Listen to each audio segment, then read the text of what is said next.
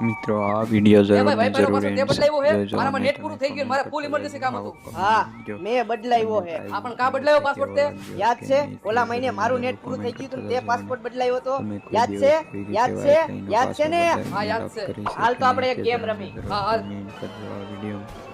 ધ્યાનથી સાંભળજે મારી વાત તું હે ને હવે નાનો ભાઈ હો અને હું તારો મોટો ભાઈ હો અને હવે તું હે ને મારી પાસે વાઈફાઈ નો પાસવર્ડ માંગજે ધ્યાનથી તારી પાસે એક જ મોકો હે ખાલી એક જ હો